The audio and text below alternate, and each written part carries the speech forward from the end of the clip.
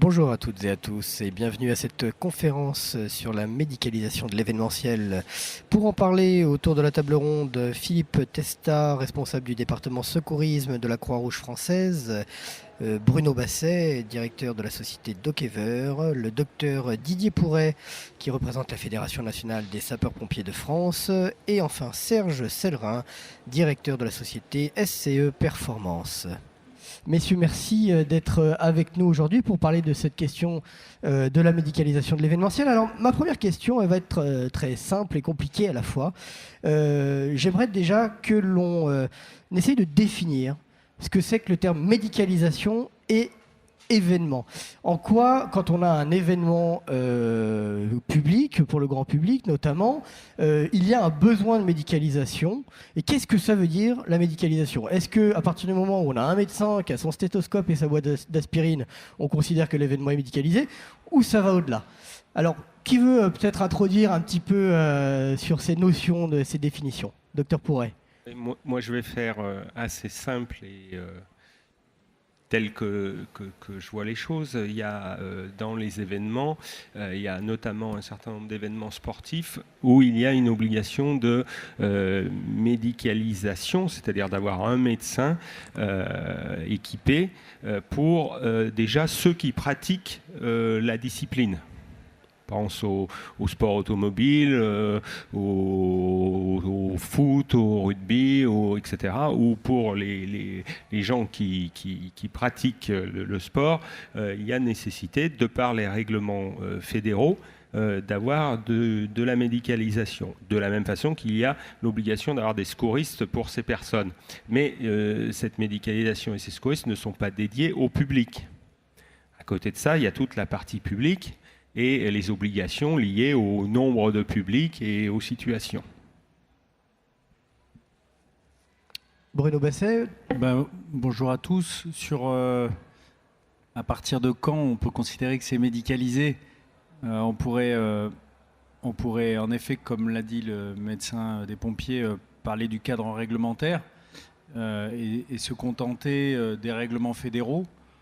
Malheureusement, pour les événements sportifs, malheureusement, il y a que eux qui existent, entre guillemets, pour avoir une opposabilité sur la nécessité de la médicalisation ou pas d'un événement. Alors après, il y a des initiatives préfectorales qui peuvent être prises dans le cadre de l'analyse des risques sur les dossiers qui sont étudiés par les préfectures et qui peuvent plus ou moins imposer avec les différentes instances qui suivent ces dossiers, que ce soit les SAMU, les pompiers, les agences régionales de santé. Il y a en effet des médicalisations qui... à partir de quand on parle de médicalisation? C'était un peu la question.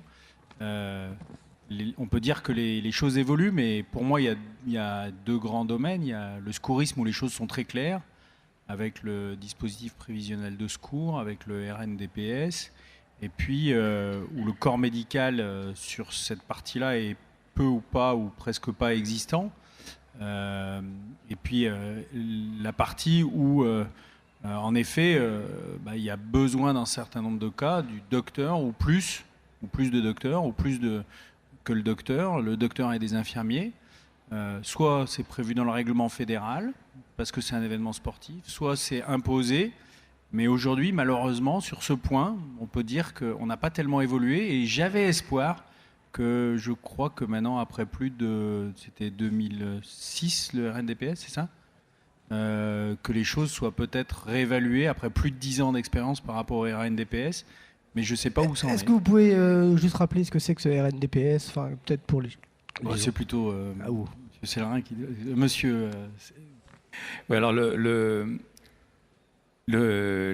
référentiel national de dispositifs prévisionnel de secours, en fait, c'est un document qui a été composé par, à l'époque, la commission emploi de l'ONS, l'Observatoire national du secourisme, et qui règle les modalités d'organisation des dispositifs prévisionnels selon leur taille et selon leurs risques. En fait, l'idée, c'est de mettre les risques évoqués, la population attendue, etc., en face d'une petite règle de calcul qui permet de définir le nombre d'intervenants secouristes nécessaires à la réalisation du dispositif. Voilà. Et donc c'est ce qui fait loi depuis 2006. Effectivement, il est peut-être temps de revoir un peu les choses.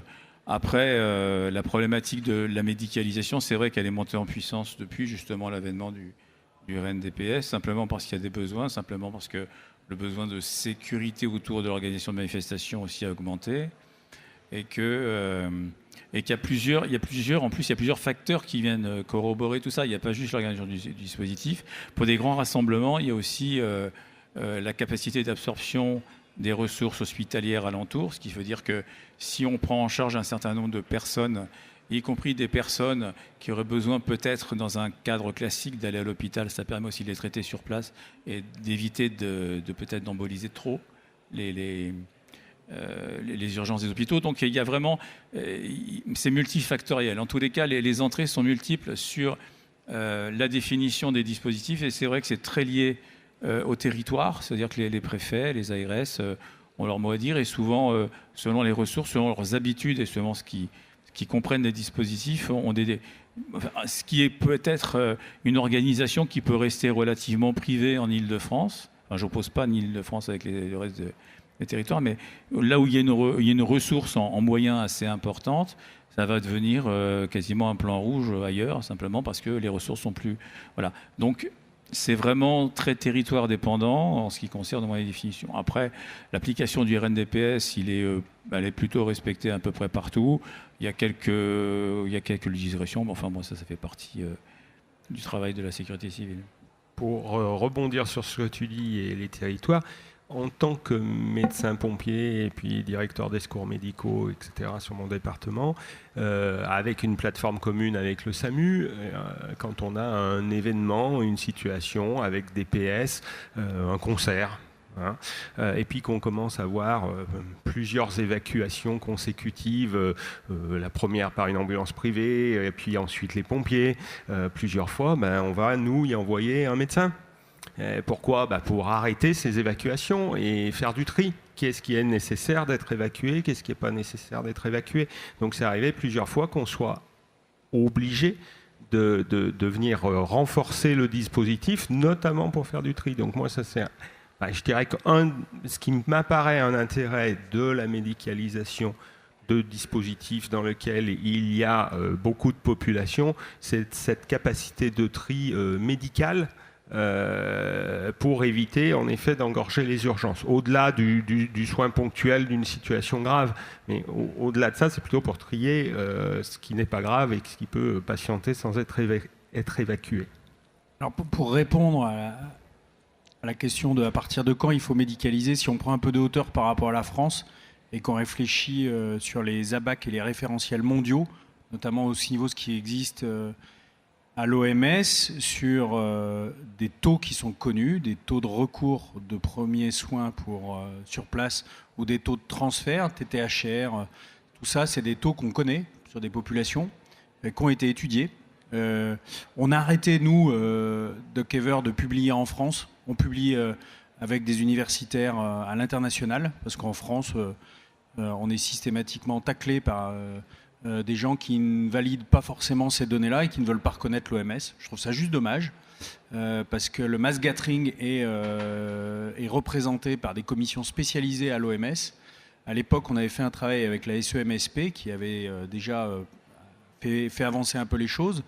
Mais aujourd'hui, on sait que de médicaliser, de mettre des médecins sur certaines manifestations, on évite l'embolisation des services d'urgence, on évite des taux de recours aux structures hospitalières et d'emboliser. Il y a des très belles choses qui ont été faites, notamment sur la Grande Armada, qui est un rassemblement de bateaux, où des études ont été faites du taux de recours des équipes médicales mises sur cet événement pour éviter de transférer à l'hôpital. Donc, même s'il n'existe pas un cadre extrêmement précis comme le RNDPS où on fait des ratios, on fait des calculs pour dire combien il faut d'équipes de secouristes, c'est ce qui est très bien.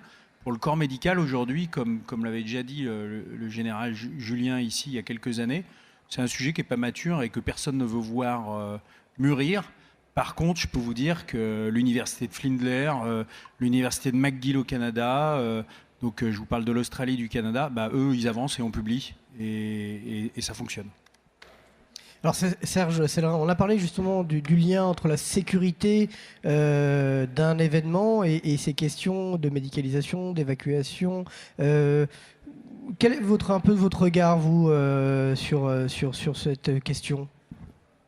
Bon, moi j'ai plein d'étiquettes parce qu'en même temps je suis chargé de sécurité sur des événements, je suis souvent responsable de la sanctuarisation des parcours et donc évidemment on se trouve sur une des parts de médicalisation puisque, comme à juste titre ça a été dit, il faut bien dissocier ce qui va toucher les athlètes, toute la partie sportive, avec toute la partie ERP, en fait, établissement suivant le public, d'une manière générale. Donc oui, on a intérêt à être en lien pour une raison très très simple, c'est que nous on va participer souvent en primo-intervenant sur des événements dont remonter l'information, soit on est à même de pouvoir ramener les personnes sur les PMA ou des points comme ça, ou bien sûr on va à ce moment-là protéger la zone et faire en sorte que puisse intervenir dans de bonnes conditions bien sûr le dispositif de secours. Donc c'est ce qu'on va faire sur ça. Donc là, je reconnais que j'ai cette chance parce que je suis ancien capitaine des pompiers de Paris. Donc effectivement, quand je vais être sur les dispositifs, on a un bon lien en fait forcément avec les secours par rapport à ça. Maintenant, je voudrais dire juste une petite chose et apporter comment dirais-je, un point sur ce qui a été dit. Il y a une chose qu'il faut voir, il y a la partie référentielle, effectivement, qui est ni plus ni moins comment s'appelle, une ligne de conduite qui est importante, mais il y a aussi les qualités intrinsèques de l'événement, avec les risques qui lui sont propres. Donc ça peut être effectivement le lieu qui fait qu'on va avoir du mal à pouvoir évacuer dans de bonnes conditions, qui va demander effectivement des moyens supplémentaires, les risques inhérents, parce qu'une population pour un concert de Iron Maiden et puis pour Tino Rossi, c'est pas du tout les mêmes, hein, donc du coup les risques sont pas les mêmes. Il y a beaucoup de facteurs qui rentrent en ligne de compte. Non mais oui, globalement, oui, je te rappelle ta jeunesse, je sais. Et oui, parce que c'est un copain de l'époque. Et donc ça, c'est important parce que ça change effectivement tout dans la façon de voir les choses. Si on va faire des cascades, s'il y a un certain nombre d'événements, s'il y a de la pyrotechnie, s'il y a plein de trucs, ça change complètement la donne, bien sûr, sur le risque qu'il va y avoir sur les conditions climatiques. J'en sais quelque chose pour ceux qui ont, en 2008, fait l'événement du Bois de Boulogne, Nike, qui a eu des conditions climatiques qui ont été terribles. J'étais le responsable sécurité. Ça a été, quand on arrive à plus de 50 évacuations sur une course de 10 km, on peut quand même... Voilà, donc c'était les conditions climatiques qui entre autres, sont venues interférer. Et ça, c'est vrai que c'est important qu'il faut qu'il y ait des liens entre tous les acteurs pour qu'il y ait une transmission d'informations très rapide, puisque, comme on le sait très très bien, qu'est-ce qui fait qu'on peut intervenir correctement et dans de bonnes conditions ? C'est de pouvoir détecter le plus rapidement possible l'incident, remonter l'information et prendre la décision, donc qui s'impose. Et alors, pour bien comprendre justement comment va se passer au niveau de l'organisation, justement, est-ce que c'est l'organisateur qui va vous faire, qui va te faire une demande précise ? Est-ce que ça vient de la préfecture ? Est-ce que, par exemple, vous, association, des fois, vous allez pouvoir proposer quelque chose ? Comment on choisit combien de médecins, de quel profil aussi ? Alors déjà, il y a les antécédents de l'événement. Après, il y a la matrice d'analyse des risques d'un événement avec une cartographie des risques qui doit être faite. Ce dont parlait Serge est un des exemples sur les aspects sécuritaires, parce qu'il est évident que sans cartographie des risques et priorisation des risques, on peut pas sur les aspects sanitaires se positionner sur une expertise ou un conseil vis-à-vis de l'organisateur. Il y a des organisateurs qui ont des ABAC et des demandes très précises. Ceux-là, ils connaissent bien leurs événements, ils connaissent bien leurs risques, ils connaissent bien leurs statistiques. C'est pas des événements one-shot. Aujourd'hui, il y a quand même tout un tas de familles d'événements où malheureusement c'est pas le cas. Ils n'ont pas leur référentiel, ils n'ont pas leur expérience. C'est des événements de nouveau genre, à montage rapide et démontage rapide avec des phénomènes sanitaires et environnementaux qui peuvent être impactants. Donc, sans cette analyse des risques et cette matrice, on peut rien proposer. Mais encore faut-il que tout le monde utilise la même. Alors, en Suisse, ils utilisent l'échelle de Morer. Bonne, pas bonne, critiquable, pas complète. Il existe plusieurs échelles d'évaluation. Mais en France, on n'est toujours pas tombé d'accord sur un outil commun. Parce que c'est un peu notre richesse aussi dans notre pays, c'est que le pompier du Gard va peut-être pas avoir la même vision sur le risque d'une rave party dans son département que les pompiers de l'Essonne, par exemple, ou l'équipe du SAMU, ou les agences régionaux de santé. Il faut, pour proposer quelque chose de cohérent, connaître le maillage sanitaire local, connaître la capacité opérationnelle des acteurs locaux, parce que l'objectif d'un événement, quel qu'il soit, alors on dit événementiel, rassemblement sportif, festif, indoor, outdoor, culturel, peu importe, il n'est pas là pour venir ébranler ou désorganiser un maillage de secours qui a déjà des missions régaliennes qui l'occupent bien. Les organisateurs, c'est quand même leur priorité. Je ne veux pas venir foutre le bordel dans la ville où je vais ou dans le département où je vais. Donc, et c'est un peu ce que recherchent, je pense, les administrations. C'est bon, monsieur l'organisateur, et donc ça, c'est tous les experts qui se réunissent. Est-ce que vous avez bien pensé à tout ce qu'il fallait et ils vont checker. Mais du coup, on ne peut pas dire c'est impérativement, comme ça a malheureusement été proposé par un référentiel d'une société savante dont je ne citerai pas le nom, on ne peut pas proposer un nombre pour une quantité. Déjà, à l'échelon mondial, on n'est pas d'accord sur la définition de ce que c'est qu'un grand rassemblement.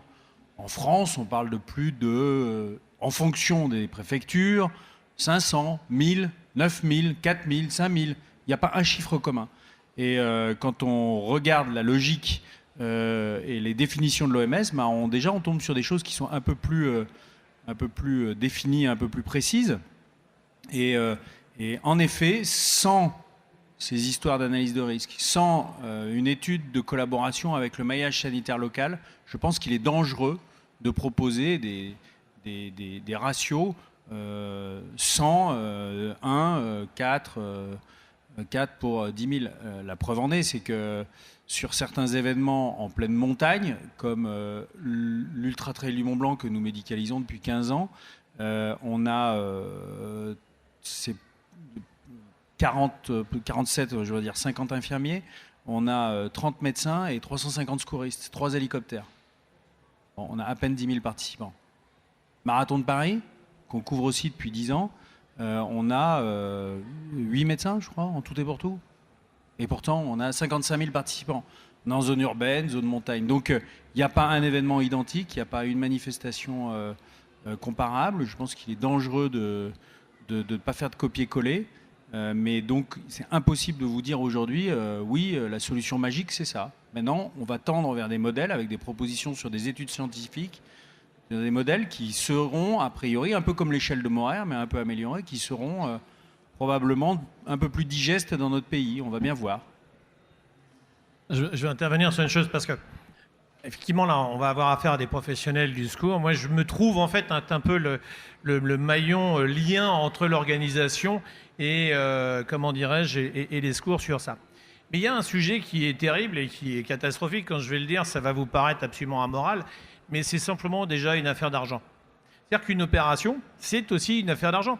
Et donc une manifestation et tout. Donc ça va dépendre du budget qui va pouvoir être mis, parce que la préfecture pourra arriver avec toutes les préconisations qu'il va y avoir, l'autre il va dire, moi mon budget c'est ça. On fait comment? Donc à un moment donné, c'est là où c'est problématique. Donc c'est vrai que, bien sûr que pour des raisons humaines et de secours professionnel que j'étais, j'adhère totalement à ce qui est dit. Seul problème, c'est que de l'autre côté, l'organisateur, il va vous dire, moi mon portefeuille, je fais comment à un moment donné?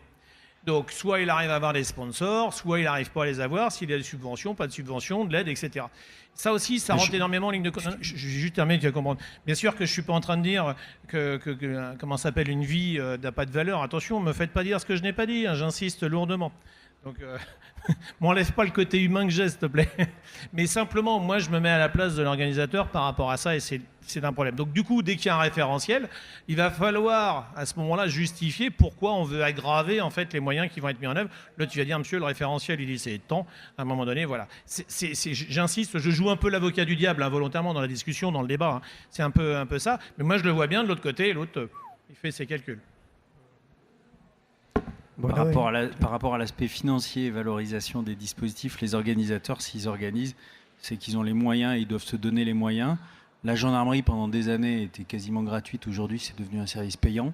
On ne se pose pas la question les organisateurs n'ont plus le choix. Ils ne se posent plus la question de payant ou pas payant. Ils doivent se donner les moyens de l'événement qu'ils veulent se monter et donc les moyens de sécurité à mettre en place. S'ils ne prennent pas en compte ça, ces organisateurs-là, Je serais plutôt favorable pour que les préfectures ne donnent pas les autorisations. Mais attention, il y a l'aspect réglementaire minima et ce qui pourrait être judicieux de faire parce que le risque se trouve être supplémentaire, en fait, beaucoup plus important par rapport à l'aspect juste référentiel.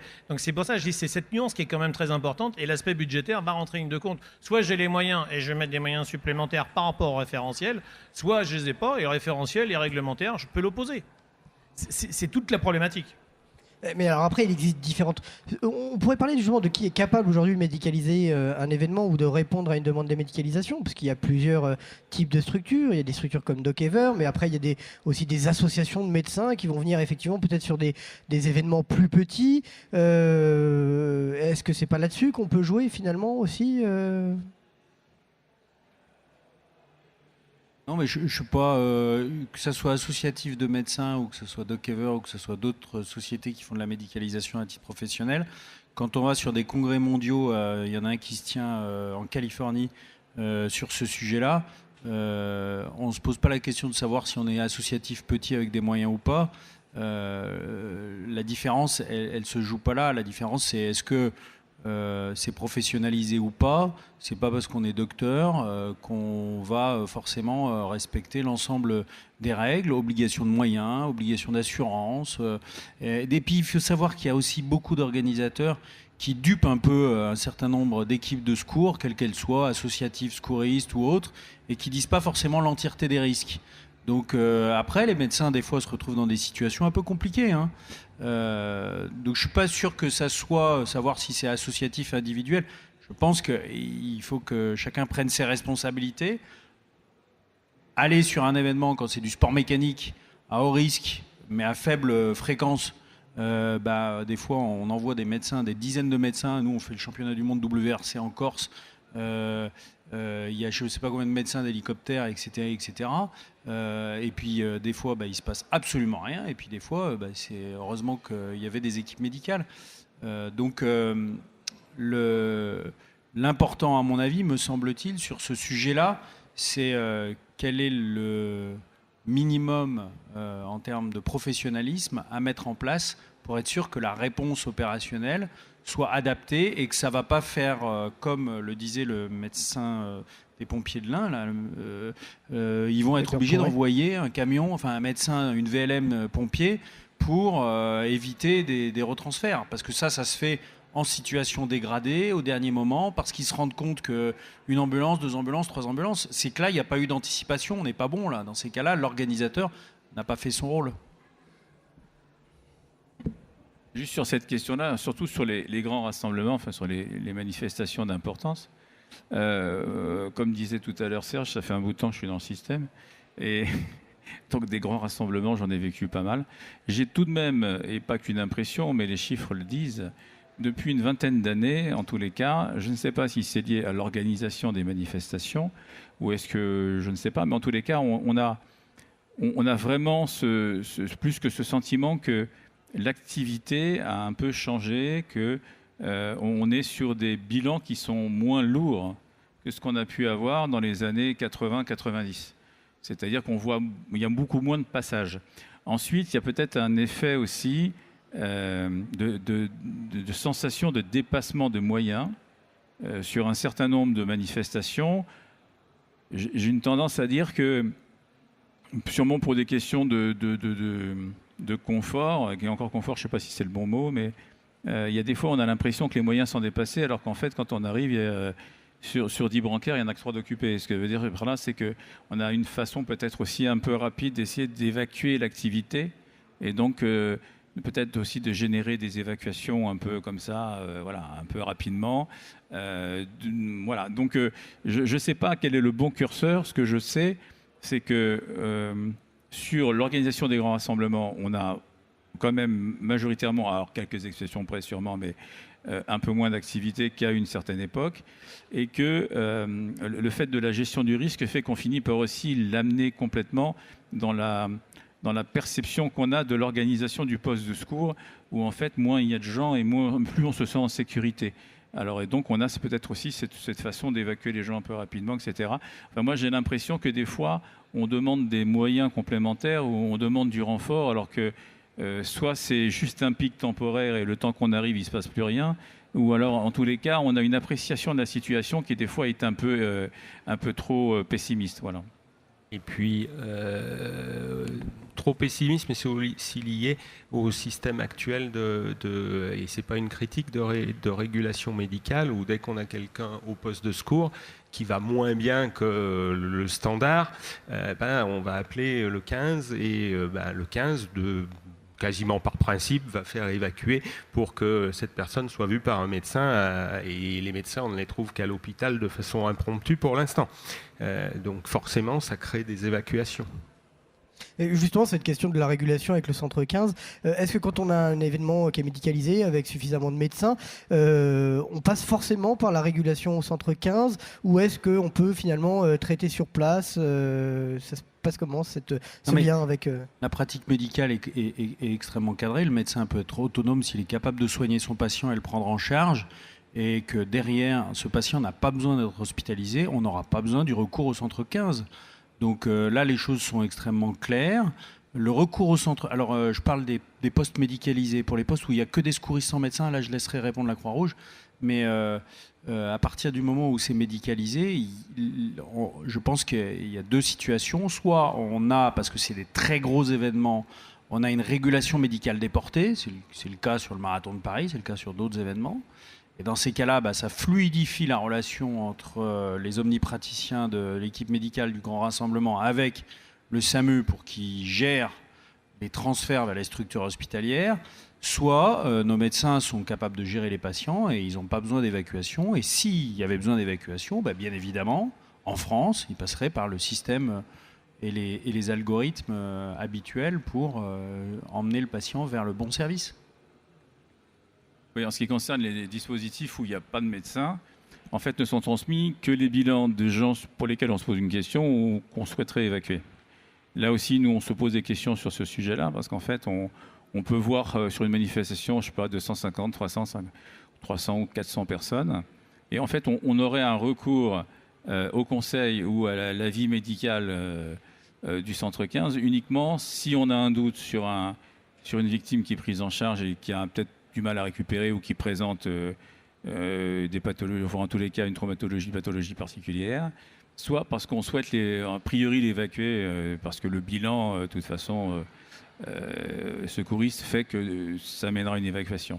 Donc on a toute cette frange d'activité ensuite qui nous est consignée évidemment sur des mains courantes, mais qui n'est pas transmise. Et de toute façon, je ne sais pas comment on pourrait faire sur des grosses manifestations où à 200, 300 personnes.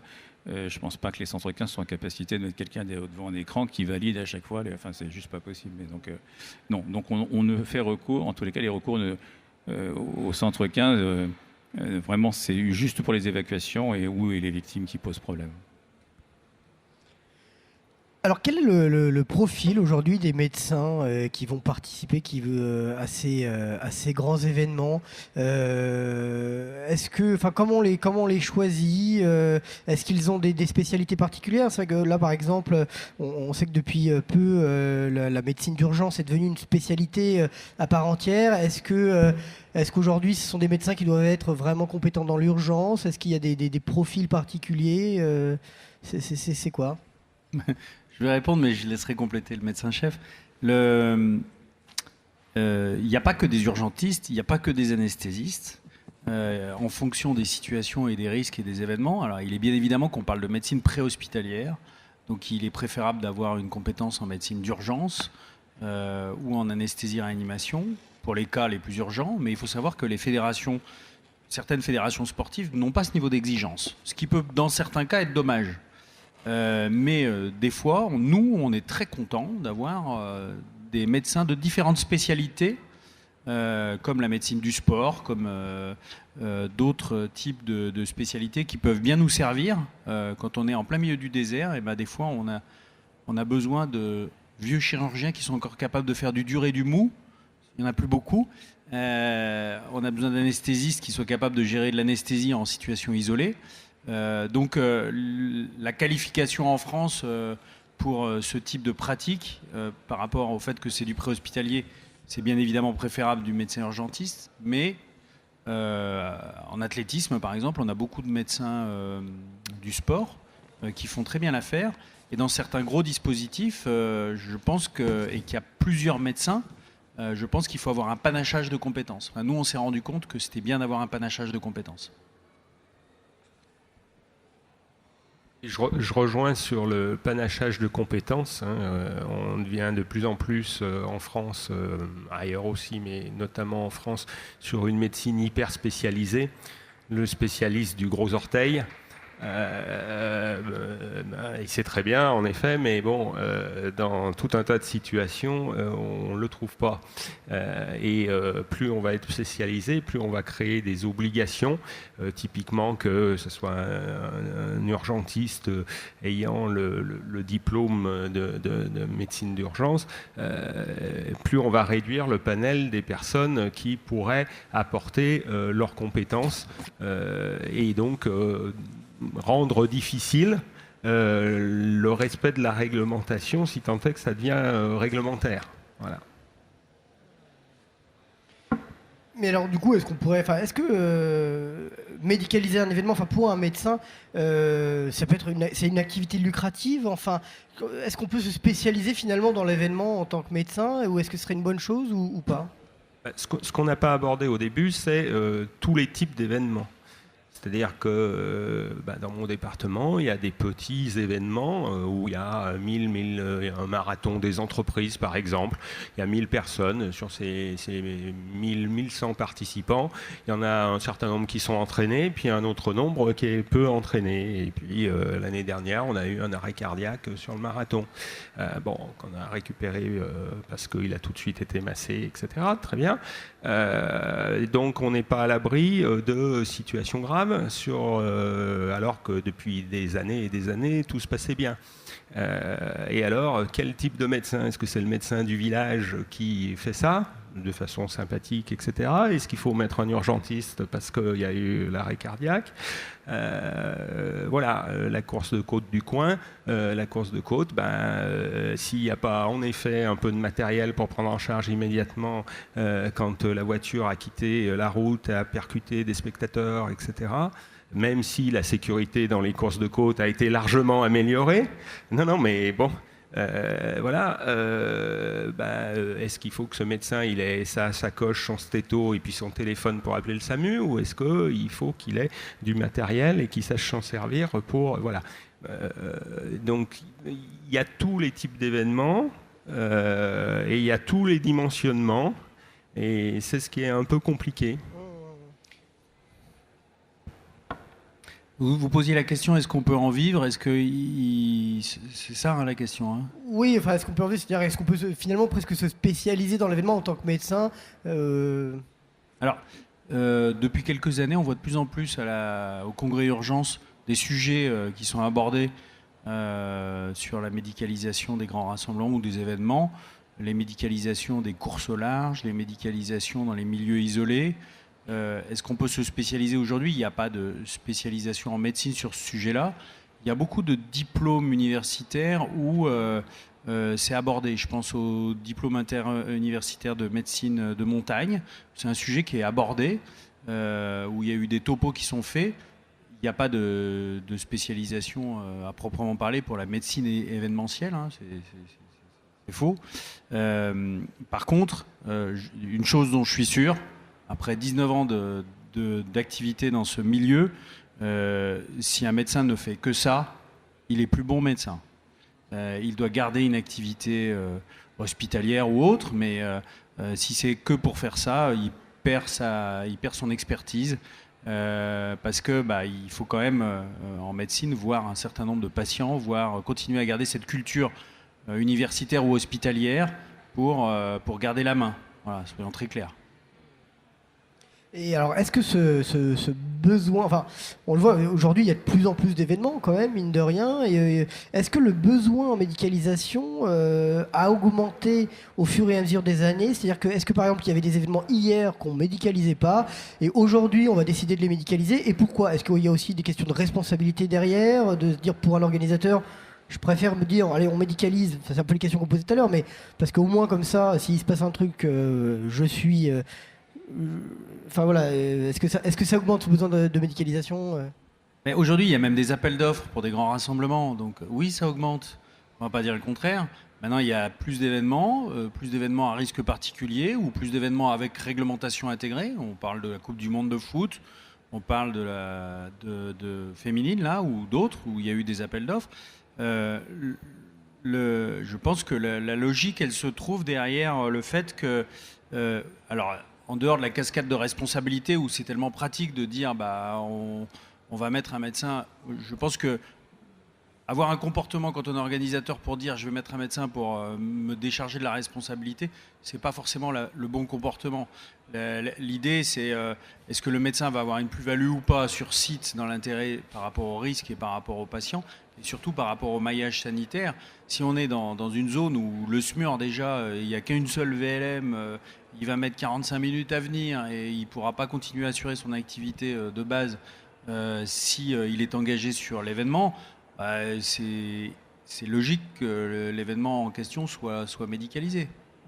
Donc voilà, la manière dont je pense qu'il faut se positionner. Et cette discussion entre l'organisateur et ceux qui vont médicaliser leur événement, elle existe vraiment aujourd'hui? Il y a une vraie préoccupation autour de cette question? Moi, j'ai le sentiment que oui. On a même les associations agréées de sécurité civile qui se rendent compte qu'à certains moments, ils ont besoin d'avoir une équipe médicale sur place. Donc, les organisateurs, dans un certain cas aussi, font l'autruche et mettent la tête dans le sable et font ceux qui voient rien. Et puis, ils disent, moi, je continuerai à faire le 15 ou je continuerai à faire le 18. Mais ça a vite ses limites parce que les événements à haut risque ou à forte activité médicale, l'année d'après... les leçons auront été tirées et puis les autorisations ne seront pas données. Et justement pour les associations, quand on vous demande sur un DPS de dire il nous faut quand même des médecins, aujourd'hui pour vous c'est compliqué à trouver. Comment vous faites pour répondre à ça? Est-ce que des fois vous vous trouvez dans il y a dans plusieurs solutions. Soit on contracte avec des sociétés de médicalisation, soit on a des ressources internes à l'association qui nous permettent de répondre à la demande. Ce qui est de plus en plus rare, parce qu'en plus il y a de moins en moins de médecins. Je crois qu'il y a un problème de volume. Voilà. Et donc voilà, c'est les deux entrées principales sur cette problématique-là. C'est vrai qu'on avait moins recours, même les organisateurs avaient moins recours à la médicalisation avant, mais que ça ne change pas la nature de la mission. Non, je crois qu'on a vraiment, il y a vraiment une répartition des rôles qui est bien assurée, et on a la possibilité encore de médicaliser en interne, mais vraiment sur des points, en tous les cas des régions des territoires bien délimités. En même temps, c'est pas ce qu'on cherche particulièrement. Simplement parce que d'autres savent le faire, mais oui, il y a sûrement des endroits où il y a peut-être une demande un peu plus prégnante, mais c'est vraiment, encore une fois, très contextuel et très lié au territoire. Il y a vraiment des endroits où il va y avoir pléthore de demandes et pléthore d'offres, et des endroits où c'est un peu plus limité. Donc c'est vraiment très territoire dépendant en tous les cas. Je voudrais savoir, vous dans la salle déjà, est-ce que vous souhaitez un petit peu interagir? Est-ce qu'il y a des questions qui se posent un petit peu là? Non, pas particulièrement. Bon écoutez, très bien. Justement, alors on va pas tarder à conclure, mais on parlait tout à l'heure un petit peu de l'étranger. Quand on vous entendait, Bruno Basset, on avait l'impression que ça se passait mieux en fait à l'étranger, en tout cas qu'il y avait... Alors à l'étranger, c'est vaste, il faut citer des exemples peut-être, mais pourquoi est-ce qu'en France, on n'arrive pas finalement à réglementer? Vous rencontrez, vous, des difficultés avec les instances représentatives, que ce soit, je sais pas, la DGOS, le ministère de la Santé pourquoi est-ce que c'est lié au territoire? Pourquoi... Ma question est un peu floue, je l'entends, mais je veux dire, pourquoi est-ce qu'en France c'est si compliqué de se mettre d'accord sur une réglementation, je reviens juste sur la question de réglementation, avec cette tendance qu'on a à tout vouloir réglementer. C'est très freinateur, hein, la réglementation globalement. Donc il faut voir que qui que ce soit qui veut organiser quelque chose, il va falloir passer sous tout un tas de fourches codines, et comme ça a été très bien dit, tout va dépendre aussi à la fois de son risque, à la fois de la couverture en secours et médicale du secteur où il est, et une réglementation qui s'appliquerait dans la Manche ne s'appliquerait pas en Haute-Savoie, et c'est ce qu'il faudrait. Il faudrait de la réglementation à géométrie variable en fonction, et ça on ne sait pas faire en France. En France, quand on réglemente l'ensemble de la France, que ça soit à Paris, que ça soit au fin fond de la Lozère. Et là on sera très freinateur sur l'organisation de manifestations. Et ça serait une vraie difficulté. Par contre, je rejoins beaucoup plus la notion d'analyse de risque et les préconisations ou conseils pour mettre en face un niveau de réponse. Et ça me paraît plus intelligent qu'une réglementation. Par rapport à ça, tout à fait. Si on veut bâtir quelque chose de correct, il faut de la concertation, il faut que tous les acteurs... Ce que disait juste Bruno, effectivement, sur l'organisateur doit être transparent et doit bien expliquer ce qu'il a comme moyen, ce qu'il peut mettre comme moyen, et après, les risques, etc. Et en face, ça doit être pareil. On doit avoir la transparence et les conseils avisés, en fait. Il y a les spécialistes. Ça, c'est très important. S'il n'y a pas cette concertation, à un moment donné, ça pose un problème. D'accord. Et alors, vous parliez tout à l'heure justement qu'il y avait aujourd'hui des appels d'offres pour médicaliser un événement, enfin pour... puis même finalement un peu sur les DPS, ce qui veut dire qu'il y a aussi une concurrence entre les structures. Cette concurrence, elle est bénéfique, vous pensez, en termes de médicalisation, ou est-ce que elle n'est pas forcément... est-ce que ça peut être un peu la course justement à celui qui fait le moins cher, et pour un organisateur finalement? Pour les secouristes, c'est clair, ils ont un référentiel à respecter, donc après... il n'y a pas de difficulté là-dessus. Pour le médical, en effet, vu qu'il n'y a pas de référentiel officiel opposable, c'est du coup, ça pourrait être du coup la course à la dégradation ou à d'autres solutions alternatives. Donc maintenant, la concurrence, c'est quelque chose de très sain, globalement. Moi, je suis plutôt favorable, parce que ça nous permet de nous reposer les bonnes questions. Maintenant, les bonnes pratiques, on le sait vite, hein, au bout d'un moment, quand on fait des choses qui ne correspondent pas aux bonnes pratiques, ça nous retombe vite dessus. Vous me posiez la question tout à l'heure de l'étranger. C'est pas plus facile à l'étranger. On a des pays comme les États-Unis ou le Nord-Amérique où le droit de pratique ou l'utilisation de certains protocoles dépendent de pas mal d'autorisations. Ça pourrait être même dans certains pays encore plus compliqué qu'en France.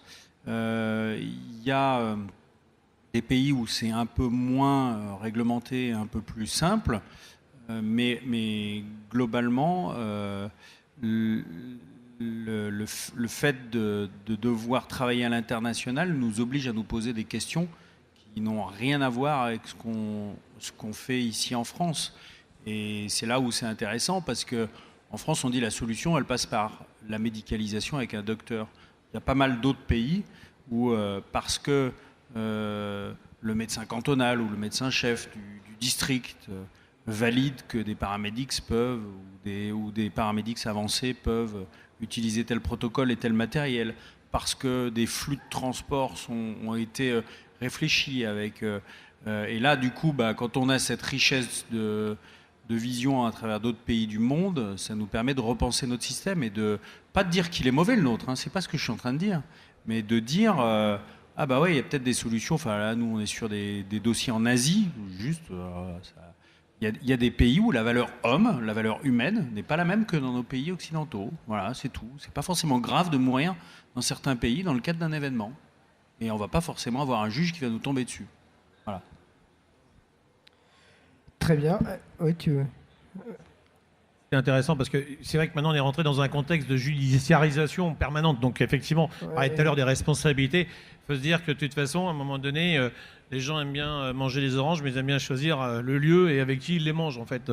Donc il est évident que ça a contribué en fait à modifier le rapport de l'organisateur avec la sécurité, bien entendu, parce que c'est aussi un des garants pour lui de son intégrité. C'est logique. Après, il y avait peut-être un point complémentaire sur les grands événements, c'est quand on vient de l'extérieur et qu'on arrive en tant que secours régalien, c'est à qui on cause. Et c'est cette coordination sur l'événement, qui est responsable de quoi, est-ce que c'est le médecin de l'association qui est responsable de tout, est-ce qu'il est aussi responsable des gens de la Croix-Rouge qui sont là, et c'est cette coordination qui, comme ça, initialement, n'est pas forcément clair et probablement qu'il faudrait clarifier. Alors moi, sur ce point-là, on fait systématiquement une communication sur les dispositifs où on est, que ce soit avec la Croix-Rouge ou avec d'autres associations, ou de l'organigramme ou des interlocuteurs et des personnes à contacter. Et ça, on se fait un point d'honneur avant que chaque événement d'envoyer au SDIS ou au SAMU, aux régulations, les éléments pour savoir quel est le bon interlocuteur. Je sais que c'est quelque chose de compliqué parce que ce soit le pré-DSM, le précoce, le chef de dispositif associatif ou le médecin-chef du dispositif, on arrive tous avec notre ego, notre compétence, notre expérience et on veut gérer les situations en pensant qu'on a le savoir. Je pense que l'important, c'est la communication amont avec les acteurs et il ne faut pas lésiner sur le nombre de réunions de préparation pour être sûr qu'on soit bien en phase sur qui fait quoi, dans quelle situation, les algorithmes de situations dépassées et dans ces cas-là, à quel moment on passe la main à qui, quel doit être l'interlocuteur du COS ou du précoce qui représente l'organisateur. Je pense que celui qui porte la responsabilité, c'est l'organisateur. Il décide pour la partie sécurité, santé, secours. Alors sécurité, ce sera un gars comme Serge. Secours, ce sera peut-être un gars comme moi. Il décide d'externaliser ou de confier à un professionnel qui deviendra l'interlocuteur.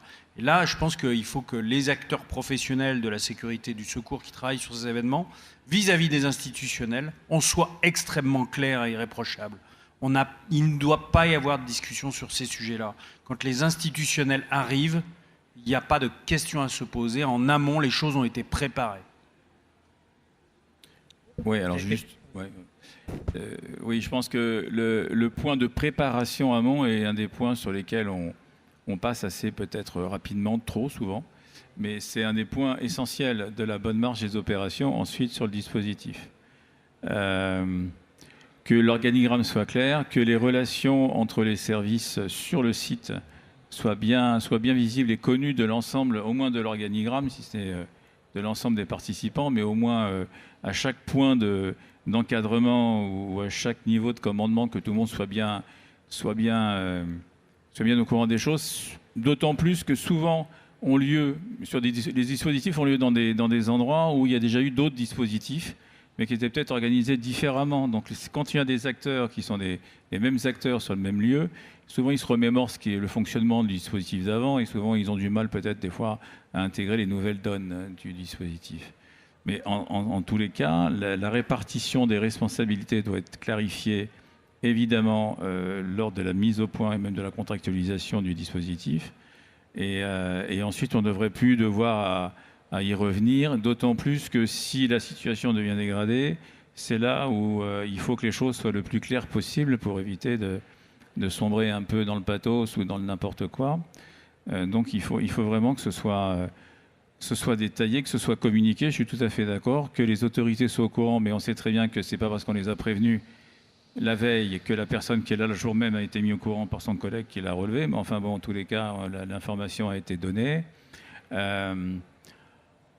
Ensuite, c'est vrai que on est toujours culturellement enclin à chacun vouloir représenter ce qu'on sait représenter ou ce qu'on croit pouvoir représenter, et que de temps en temps ça chope un peu, et que nos camarades en Europe, enfin moi qui voyagent pas mal sur les autres pays européens avec la Croix-Rouge, ont des fois des procédures ou des processus algorithmés d'une façon un peu différente. Et c'est toujours bien d'aller voir ce qui s'y passe d'ailleurs, parce que c'est pas pire. Et en tous les cas, dans les prises en charge ensuite de victimes ou de patients, il n'y a pas plus de problématiques à déclarer que chez nous. Donc ça veut dire qu'ils en sortent aussi bien avec effectivement des systèmes qui sont un peu différents. Donc voilà. Mais très clairement, il faut que les choses, et ça, souvent on a des problèmes de relations qui sont liés au fait que chacun a l'impression que l'autre marche sur son précaré. Le précaré doit être défini pour l'ensemble bien avant que la manifestation ait lieu, et il faut s'y tenir. Voilà. Alors ça va aller dans le sens parce que sur les arrêtés, en fait, principalement au niveau de la préfecture de police, je veux dire, la fonction est clairement définie, responsable sécurité, pouf, et il y a mon nom et mon prénom, quoi. Donc là-dessus, ça c'est sur la partie course, bien sûr, c'est indépendant de la partie médicale, en fait, proprement parler, mais c'est clairement défini. Ma responsabilité est individuelle, c'est même pas à ma société, c'est individuel. C'est clairement défini sur ça. Tu voulais dire un dernier mot, non? Pardon. Non. Bah écoutez, non, très bien. Est-ce qu'il y a encore une réaction de la salle? Pas spécialement. Bah écoutez, alors dans ce cas-là, on va conclure cette table ronde, à moins que vous ayez une conclusion vous à moi, faire. Il y a un point, je pensais qu'on allait peut-être en parler, mais c'est les risques attentats et tout ce qui gravite aujourd'hui autour de ces grands rassemblements. Eh ben on a encore 5 minutes, donc allons-y. Non, mais juste... parce qu'on l'a revécu sur le semi-marathon de Paris il n'y a pas si longtemps que ça, l'accessibilité aujourd'hui, la sécurisation, c'est plus des barrières Vauban, c'est des barrières ERAS, donc on n'est plus à 1 mètre, on est à 3 mètres. C'est plus des barrières ERAS dans des plots qu'on peut déloquer, c'est des boulons, c'est boulonné. On voit qu'il y a non plus... des agents de sécurité positionnés, mais maintenant c'est des parpaings de béton, des smirmorques. Enfin bon, on sécurise tout ça. Autant vous dire que c'est ultra indispensable, mais pour la gestion du secours, pour la gestion de l'équipe médicale, des équipes médicales qui doivent intervenir, des fois ne pouvant pas passer dans le dispositif même, devant contourner et se retrouvant dans des situations un peu complexes. Enfin, j'ai un peu l'impression, pour faire aussi d'ailleurs des manifestations sur la promenade des Anglais régulièrement, qui a été marquée par l'histoire, j'ai quand même un peu l'impression qu'aujourd'hui c'est une surenchère qui d'ailleurs coûte à l'organisateur. Maintenant, je pense à un pourcentage non négligeable dans le budget global qui est peut-être maintenant 100 fois plus important que le médical ou d'autres sujets. Je pense qu'on a des vraies réflexions à avoir sur ce sujet-là. Mais moi, je ne suis que sur la partie médicale. Je suis très content d'avoir des agents de sécurité ou des gens qui sont capables de sécuriser des zones pour nous. Mais aujourd'hui, j'ai des demandes dans nos équipes médicales pour à savoir et être formés en secours dans des situations de combat, tactiques. Donc les mentalités évoluent, les organisateurs n'ont juste pas le choix parce qu'ils doivent payer tous ces dispositifs de sécurité. Mais je pense qu'il faut qu'il y ait vraiment une réflexion sur ce sujet-là. Et alors une réflexion de quel ordre? Est-ce que c'est effectivement à vous de vous adapter à cette situation parce qu'elle existe, ou est-ce que finalement il y a aussi une surenchère au niveau de la sécurisation des sites, et que peut-être qu'on pourrait revoir plutôt de se dire que finalement la médicalisation, la sécurité des potentielles victimes est plus importante. C'est toute cette relation entre sûreté et sécurité en fait qui se joue. Mais finalement, est-ce que c'est à vous de vous adapter à ça, ou est-ce que c'est à la sûreté de s'adapter à la médicalisation en fait? En tout cas, moi pour le médical, ma position elle est claire, c'est que nous on ne va pas faire de surenchère de moyens médicaux sur ces prétextes-là, parce que si nous les soignants qui sommes sur l'événement, nous sommes impactés, nous allons être non productifs. On ne va pas être contributifs dans ces situations sanitaires exceptionnelles, parce que peut-être qu'on aura une partie de notre effectif à nous qui sera dans les gens décédés ou impactés ou blessés. Donc je ne suis pas du tout pour la partie médicale sur le surenchère. Ce que je sais, c'est que ce que je perçois, c'est qu'il est indispensable qu'on arrête cette surenchère, parce que je pense qu'un extrémiste qui veut arriver à ses fins, il arrivera à ses fins quoi qu'on mette en place. Mais qu'aujourd'hui, il y a bon nombre d'événements qui souffrent, qui meurent quotidiennement à cause du poids de cette escalade en dispositifs de sécurité, qui certes, je ne les critique pas, dans certains cas sont nécessaires, Mais il y a peut-être d'autres choses intelligentes à aller chercher. Peut-être la vidéo sécurisation avec les histoires d'analyse de faciès. Enfin, je sais qu'il y a des histoires maintenant d'application. Voilà, Serge pourra peut-être en parler, mais aujourd'hui, il y a des populations entières dans certains pays d'Asie où, par le faciès, dans la rue, on sait dire, bah tiens, tel bonhomme. Est-ce que... Alors, non, mais c'est important ce qu'il dit, parce qu'en fait, on prend le cas des barrières ERAS, ce qu'il était en train de formuler. On prend cette enceinte-là, ici, qui est ici. On met des barrières ERAS. On est tous à l'intérieur, on a un événement, on a un mouvement de foule, comment on le gère? C'est aussi simple que ça. C'est-à-dire que le gros problème de mettre ces barrières ERAS, c'est qu'on est déjà en train d'enfermer. Donc on est dans une situation où on est extraordinaire, parce qu'on est en train, ni plus ni moins, de mettre à disposition des cibles à des terroristes, puisqu'on les enferme. On est dans l'illogisme total en fait par rapport à ça. Donc effectivement, la problématique, elle est sur la détection en amont et infiltrée à l'intérieur. Mais pas à partir du moment où vous allez concentrer comme ça, ok, ça pourrait être valable si on mettait des murs béton 2 mètres, 4 mètres, 20 mètres avec tout un grillage qui empêche qu'on puisse lancer quelque chose par-dessus. Il faut arrêter, quoi. Je veux dire, c'est une course complètement débile. Donc plus on enferme les gens, plus on s'expose à des mouvements de foule incontrôlables. Incontrôlables. Et extraordinaire, c'est qu'on va mettre les PMA à l'intérieur. Donc ça veut dire qu'avec le mouvement de foule, tout le système médical, il est au tas. Donc là, j'adhère à 2000% sur ça. Et c'est un des gros problèmes qu'il y a. Le seul problème, c'est qu'en face, on a du politiquement correct. Et puis, on ne va pas commencer, si on ne prend pas de mesures visibles, perceptibles, politiquement, ça ne va pas le faire. Qu'est-ce qu'on fait ? Ouais ou faux? Je le dis un peu cru et un peu direct, un peu, voilà, c'est pas du politiquement correct ce que je suis en train de vous formuler, mais c'est un des vrais soucis. Donc on a un vrai problème, on ne sait pas comment appréhender véritablement le problème de la malveillance à ce point-là. Parce que bon, je ne vais pas forcément parler de terrorisme parce que c'est quelque chose de très vaste, mais de la malveillance vraiment qui va très très loin, cette mise en scène. Mais est-ce qu'il y a une discussion en amont d'un événement justement et je pense que les Jeux Olympiques, ça va être des questions qui vont devoir se poser, qui se posent déjà. On est dessus, ça fait partie des choses qui sont travaillées parce que d'abord, comme disait Benoît juste titre, il y a d'abord une réglementation fédérale, institutionnelle, parce que c'est les championnats du monde, c'est les JO, il y a une réglementation, il y a plein de choses qui rentrent dedans, il y a des critères, mais c'est une réflexion qui est dessus, effectivement, qui est très très importante parce que c'est comment on va faire pour arriver à concentrer sur tout ce qui est hors stade. On parle bien sûr, hein, pas ce qui est en stade, c'est entre guillemets relativement facile à gérer, mais hors stade, ça c'est un des vrais problèmes sur ça. Parce qu'effectivement, une barrière A, ça n'a jamais arrêté une balle de Kalachnikov. Hein. Eh bien écoutez, très bien, merci à vous et on va donc conclure cette table ronde. Merci bien et à bientôt.